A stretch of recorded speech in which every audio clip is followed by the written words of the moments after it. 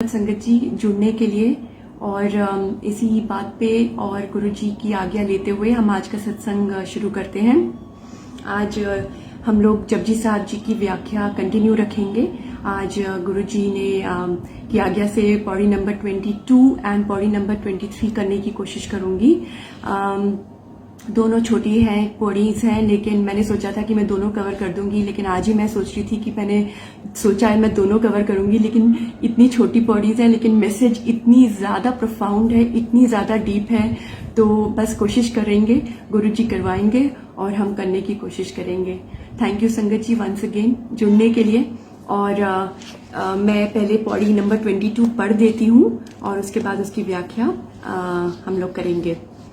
तो पौड़ी नंबर 22 है, पाताला पाताल लख आगासा आगास, ओढ़क ओढ़क भाल थके वेद कहन इक वात, सहस 18 कहन कतेबा असलू इक धात, लेखा होए ता लिखिए लेखे होए विनाश, नानक वट्टा आखिए आपे जाने आप।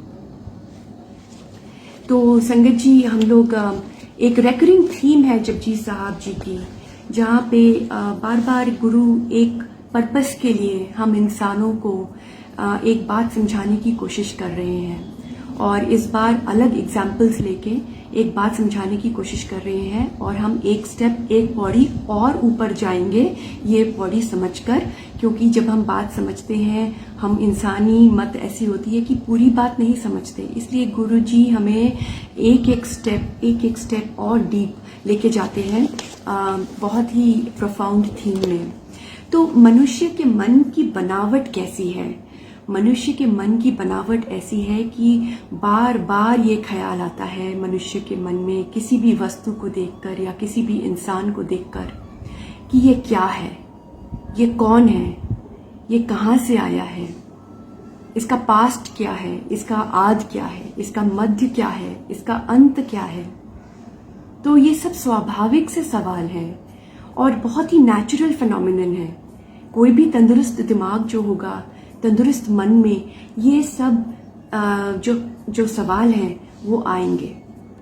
और सबसे ज़्यादा तंदुरुस्त जो दिमाग होता है, मन होता है, वो धार्मिक लोगों का होता है। और धार्मिक लोगों का जो अपने धार्मिक पथ पे चल चल के कुदरत को देखकर और उस ईश्वर का नाम जप कर, उस कर्ते का अनुभव करके, उनके मन में भी ये एक क्वेश्चन आता है, एक स्वाभाविक सा, एक लाजमी सा एक क्वेश्चन आता है कि ये कुदरत कितनी बड़ी है, ये जो यूनिवर्स है या मल्टीवर्स जैसे कुर्बानी में लिखा है, वो उसका पसारा कितना बड़ा है। तो क्योंकि इंसानी दिमाग है ही क्यूरियस, हम जानना चाहते हैं कि ये जो कुदरत बनाई है हमारे भगवान ने, वो उसका पसारा, उसका अंत कहाँ तक है। तो यही बात हमें गुरु नानक देव जी इस बार अलग एग्जाम्पल्स लेकर समझा रहे हैं। और ये बहुत इम्पोर्टेंट है हमारा समझना, क्योंकि हम में से ही कुछ साइंटिस्ट हैं, कुछ लॉजिकल माइंड वाले हैं, और वो बार बार उनका मन यहाँ इन सवालों में जाता होगा। तो अनंत काल से जो ऋषि मुनि हैं, जो दार्शनिक लोग हैं, वो प्रभु का नाम जप जप कर वो पता लगवाना चाहते थे कि ये पसारा कितना बड़ा है। और धर्म ग्रंथों में अगर देखो, क्योंकि Sikhism is relatively a new religion, अभी 600 साल पुराना है, गुरु नानक देव जी के आने के बाद ये धर्म बना है, लेकिन उसके पहले काफ़ी धर्म ग्रंथ लिखे जा चुके थे। तो धर्म ग्रंथों में अगर देखो तो जैसे एक धर्म ग्रंथ में 14 लोगों का एक रेफरेंस आता है। 14 लोग कौन से? 7 हेवन और 7 नेदरवर्ल्ड्स, मतलब जो 7 आकाश है और 7 पाताल है, और बीच में हमारी मनुष्य की धरती है। तो ये 14 लोग गिने जाते हैं धर्म ग्रंथों में। सेमेटिक रिलीजन्स होते हैं जो ज्यूज, क्रिश्चियंस, मुस्लिम्स, उनके भी, और वहाँ पे 14 ग्रंथों का एक रेफरेंस है। और गुरु गोबिंद सिंह जी ने भी अपनी रचना में इसका रेफर किया है 14 लोकों के बारे, 7 आकाश का और 7 पाताल का। लेकिन उन्होंने ये भी रेफरेंस किया है कि रोम रोम कोट ब्रह्मांड को निवास जास, मतलब ईश्वर इतना बड़ा है कि उसके रोम रोम में कोट ब्रह्मांड, करोड़ों ब्रह्मांड का निवास होता है। तो जब ईश्वर इतना बड़ा है और 14 लोकों का जो एक रेफरेंस मिलता है धर्म ग्रंथों से, इसका मतलब जो 7 आकाश हैं और अगर 7 पाताल और 7 आकाश हैं और उनमें 2 दीवे हैं विच इज सूर्य एंड चंद्रमा, तो ये तो एक ब्रह्मांड की बात हो गई। ईश्वर का जो पसारा है उसमें करोड़ों कोट कोट ब्रह्मांड उसके रोम रोम में बसा है। तो ये जो यूनिवर्स है या जो मल्टीवर्स कहते हैं, इसका पसारा लगाना नामुमकिन है। हम बहुत छोटे हैं और हम लोग अपने आप को इंटेलिजेंट ज़रूर समझते हैं। काफ़ी हद तक हमने साइंस ने तरक्की करी है, डेवलपमेंट किया है, हवाई जहाज में उड़ते हैं, मीलों हज़ारों मीलों का रास्ता 1 घंटे में तय कर लेते हैं। जी हाँ, उसका एक फ़ायदा है साइंस का, लेकिन एक लिमिटेशन है, क्योंकि इंसानी दिमाग एक लिमिट के बाद भगवान ने वो हमें शक्ति दी ही नहीं है कि हम भगवान को पूरा समझ पाएं। तो गुरु गोबिंद सिंह जो फरमा रहे हैं कि रोम रोम कोट ब्रह्मांड को निवास जास, तो एक एक रोम में करोड़ों ब्रह्मांड हैं। अगर करोड़ों ब्रह्मांड हैं तो एक ब्रह्मांड में 7 लोक हैं, 14 लोक हैं, 7 हेवन, 7 पाताल, तो एक सूरज है। तो करोड़ों ब्रह्मांड हैं तो अनंत सूरज होंगे, करोड़ों सूरज होंगे। इसका प्रमाण भी गुरबानी में मिलता है कि करोड़ों सूरज हैं। तो कोट सूरजा के प्रकाश, कोट महादे अर्क विलास, ये भी गुरु गोबिंद सिंह जी ने बोला है कि कोट सूरजा के प्रकाश। तो इसी बात पे गुरु नानक देव जी क्या कह रहे हैं जपजी साहब में, वो हमें समझा रहे हैं।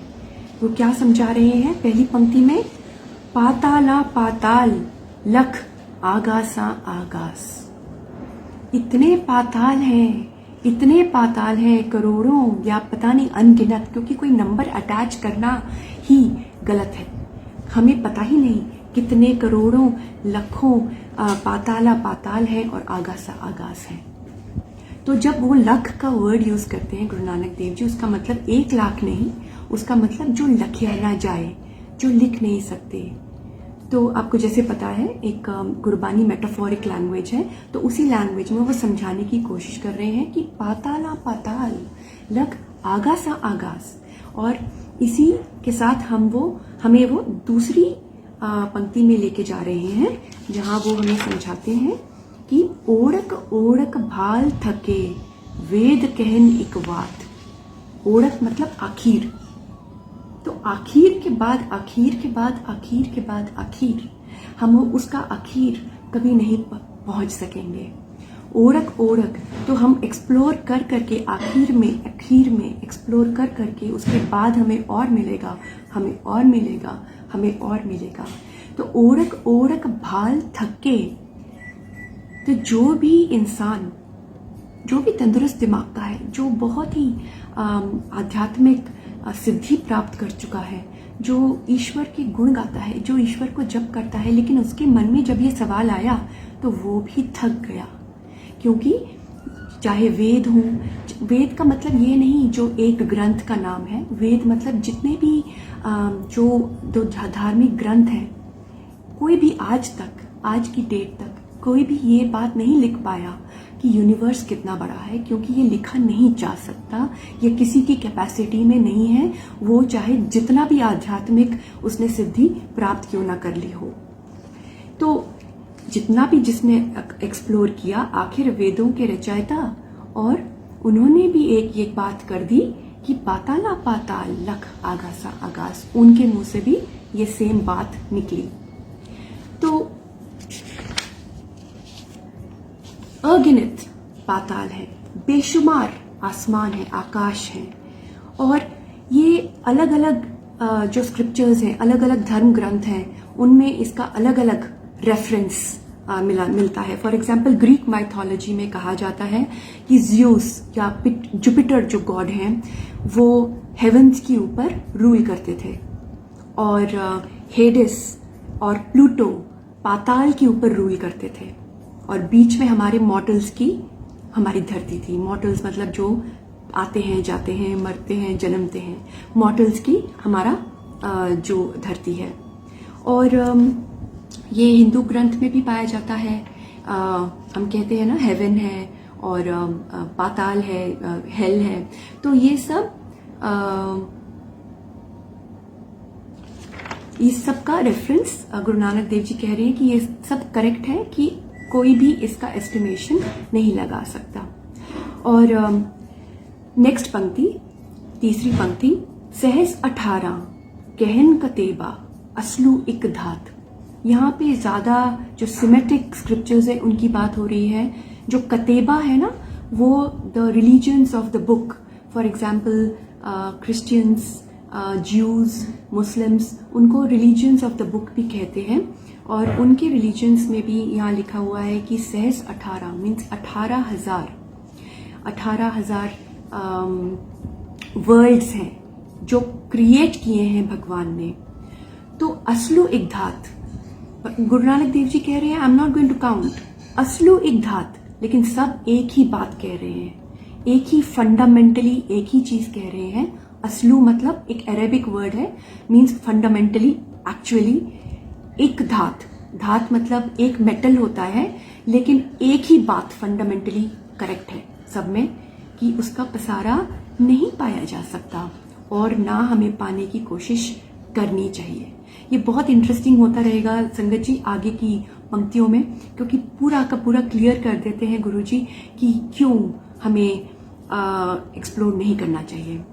एक तो हो गया कि हमारी कैपेसिटी ही नहीं है, हम लोग तो हैं ही बहुत छोटे, हमारी तो कैपेसिटी बनाई ही नहीं गई है जहां हमें कभी भी इस यूनिवर्स का अंत मिलेगा। और दूसरा रीजन भी हमें बताया गया है, और उसके लिए अगली पंक्तियों में थोड़ा वेट करें हम। सहस 18 कहन कतेबा असलू एक धात। जैसे 4 वेद हैं, वैसे ही ईसाई इस्लामी जगत में भी 4 कतेबा हैं।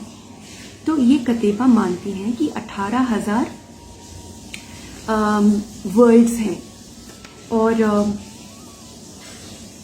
तदर्मा में ये लिखा है, लेकिन सब मानते हैं कि असलू एक धात।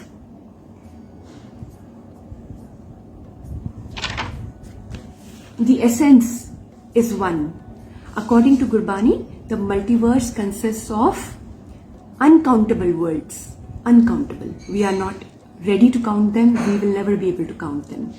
Basically, ये सारे कंक्लूड करते हैं, सारे भी धर्म ग्रंथ यही कंक्लूड करते हैं that God is beyond our capacity. कि ये कौन से आलम 18,000, ये इस्लाम धर्म में मुंजत पेज 1 में ये लिखा है, ये वर्ड्स हैं कि ये कौन से आलम 18,000। तो जो स्कॉलर्स हैं सिखिज्म के, वो मानते हैं कि इसी का गुरु नानक देव जी ने रेफरेंस दिया है 18,000 से।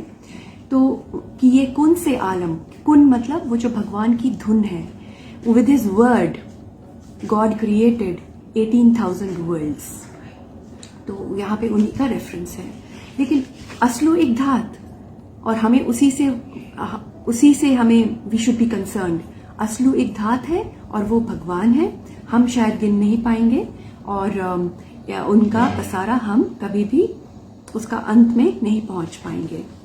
तो बार बार गुरु जी हमें, बार बार गुरु नानक देव जी हमें यही दोहरा रहे हैं, बार बार दोहरा रहे हैं। तो इसका बहुत इम्पोर्टेंस है संगत जी, कि भगवान को पूरा समझना, उसकी सृष्टि का माप तोल करना, छोटा सा भी एस्टिमेशन करना एक इंसान के लिए इम्पॉसिबल है। और हमें उस काम में नहीं पड़ना चाहिए, क्योंकि वो जो भी उस काम में पड़ा है आज तक, वो हेल्पलेस होके, वो मायूस होके बाहर निकला है, क्योंकि ये हम पता नहीं लगवा पाएंगे। क्योंकि इसका एक प्योर लॉजिक भी है, सिंपल लॉजिक भी है कि जो चीज़ हम समझ जाते हैं वो हमारी बुद्धि से छोटी होती है। बात खत्म, यहीं पे बात खत्म होती है कि अगर हमें कोई चीज़ समझ में आ जाती है जो हमारे कैपेसिटी के अंदर है, जो हमें पूरा समझ में आ जाए, वो हमसे छोटा होता है, तो हम भगवान को कैसे समझ पाएंगे? इम्पॉसिबल, क्योंकि वो कृत है, हम कृत हैं और उन्होंने हमें बनाया है, वो करता है। कर्ता की दुनिया हम नहीं समझ सकते। पिता का जन्म की जाने पूत, पिता का जन्म क्या कभी कोई पुत्र, कोई बच्चा जान सकता है?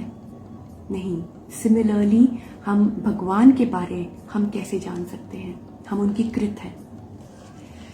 तो गिनती हमें नहीं आती, और हमारी जो जितनी गिनती आती है ना, वो भी विनाश हो जाएगी। और यही लिखा है अगले पंक्तियों में, लेखा होए ते लिखिए, लेखे होए विनाश। तो इतना लेखा अगर हो तो हम लिखें ना, हमारे पास इतना लेखा ही नहीं है। और हमें समझ में आए तो हम लिखें, हमें समझ में ही नहीं आएगा और ना हमारे पास गिनती है, तो हमने कैसे पहुंचना है उस पसारे के अंत तक? ना हमारे पास उतनी बुद्धि, ना उतना लेखा, और ना हमारे पास कोई समझ बूझ हमारे पिता को समझने के लिए। तो गिनती हमें आती नहीं, और पसारे का अंत मिलेगा तब गिनेंगे ना, और हम अंत कभी हमें मिलना नहीं। तो क्योंकि जो चीज़ समझ में आ गई एक्यूरेटली, वो इंसान के काबू में आ जाती है, और इंसान के काबू में भगवान नहीं आ सकता। ये हमें याद रखना चाहिए। इसीलिए गुरु नानक देव जी दोहरा रहे हैं बार बार कि हमें भगवान को एस्टिमेशन, या वो कितना बड़ा है, या उसका पसारा कहाँ तक है, ये एस्टिमेशंस भी नहीं लगाने चाहिए, क्योंकि इससे भी हमारे सिर पे भार आ जाता है। ये गलत काम कहलाते हैं इसको, क्योंकि we are trying to understand something which is incomprehensible. अगर हमने ये बात नहीं समझी कि भगवान इनकॉम्प्रिहेंसिबल है, इसका मतलब हम भगवान के हुक्म के अंदर अभी आए ही नहीं है।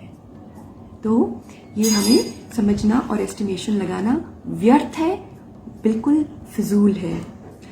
So in short, our Guru is asking us not to attempt measuring the universe, it is beyond accomplishment.